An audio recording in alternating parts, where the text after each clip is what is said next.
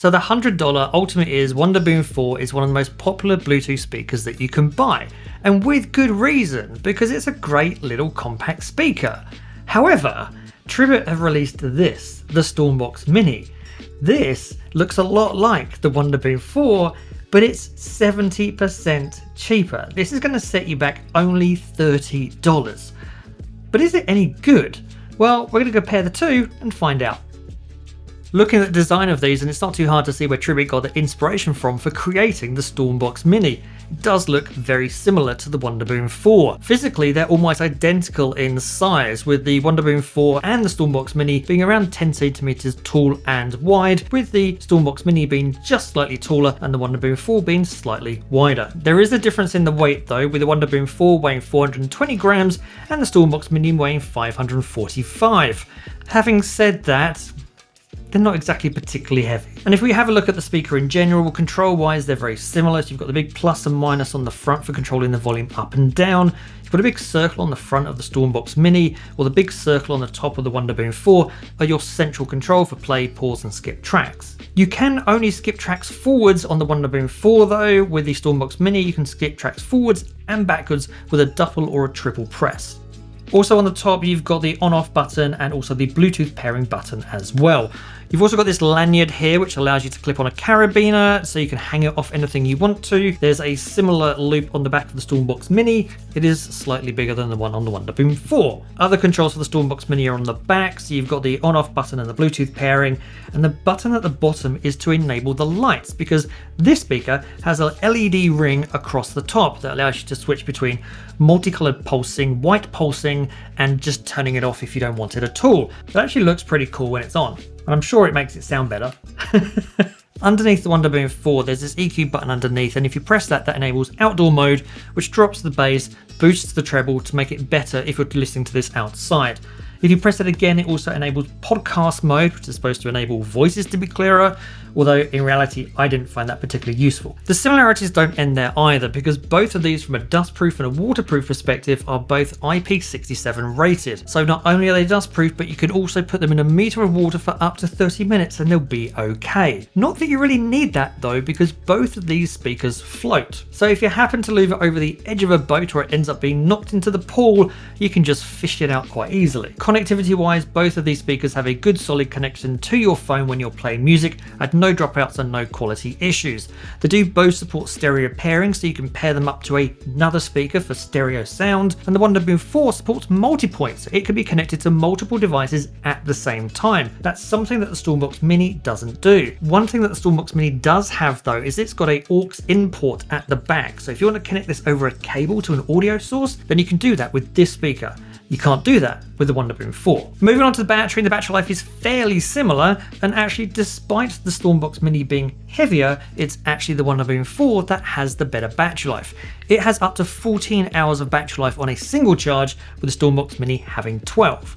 So it is a little bit of a difference. They both take about 2.5 hours to charge as well, and that's over the USB-C port that's on the back of both of these under the flaps on their respective speakers. Moving on to the sound, and there's a difference between both these speakers in both terms of the spec and how they sound. So on the Wonderboom 4 there are two 40mm drivers and two passive radiators giving you 360 degree sound. So it doesn't matter where you put the speaker, everyone's going to be able to hear the speaker exactly the same, which is great if you want to put it in the middle of a table, the middle of a campfire, and just have your music listening to you with a bunch of mates. And moving on to the Stormbox Mini, and in here there are two 48mm drivers and one passive radiator on the top. So that does mean that the drivers in the Stormbox Mini are larger than the ones on the Wonderboom 4. However, size isn't everything, so here's a sound test so you can hear how they sound for yourself.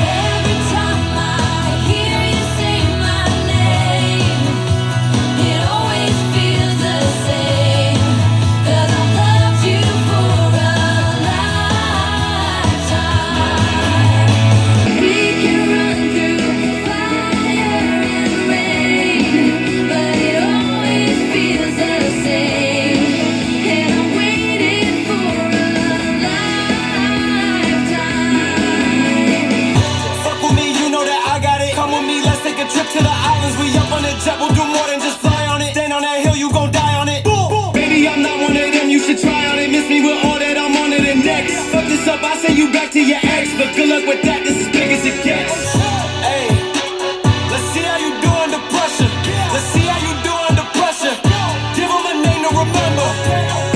Hey, let's see how you do under pressure. Let's see how you do under pressure. A moment can live on forever. So which of these do you think sounded the best? Let me know in the comments down below. From a volume perspective, they both went just about as loud as each other, which is pretty loud and they'd easily fill a room. However, I would not push either of these speakers to max volume, because at max volume, it really does start to compress the sound. You start to lose the bass and the treble can get quite shrill. It's a lot worse on the Stormbox Mini than it is on the Wonderboom 4. I do say that of pretty much any speaker. If you want loud sound, get a big speaker. I thought the 360-degree sound on both of these speakers was great. It didn't really matter where I was sitting around the speaker. The quality of the music that I was listening to was always the same. So the Wonderboom 4 sounded good. There was good tight control over the sound.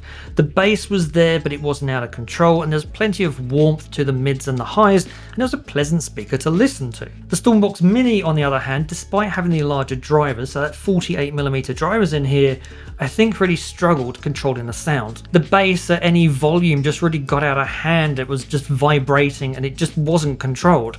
And there was a thinness to the mids and the highs. But that's just at high volumes. If you rein it back and play at lower volumes, so if it's just playing some background music in the background, like reading a book or something like that, then I've been using this for quite a while now and it's actually quite pleasant to listen to. You just can't push it, otherwise it starts to sound, well, not great. But again, for the price, I don't know that I'd complain, because it's a $30 speaker. So overall, I would say whilst these two speakers do look very similar, they do sound very different, but they're also at very different price points. I think with the Stormbox Mini, you've got something that looks like the Wonderboom 4, but doesn't perform as well as it. I will still say that for around $100, the Wonderboom 4 I think is a great little speaker, and that should definitely be on your shortlist if you're looking at spending that kind of money. And I've done some other videos comparing it to other speakers, so you can go check those out if you want to. Whilst I don't think the Stormbox Mini competed and was anywhere near close to sounding as good as the Wonderboom 4, if you've only got $30 to spend and you're wondering what to get and you're not going to push it super loud, then I don't think the Stormbox Mini is a bad option. It's just not a great one.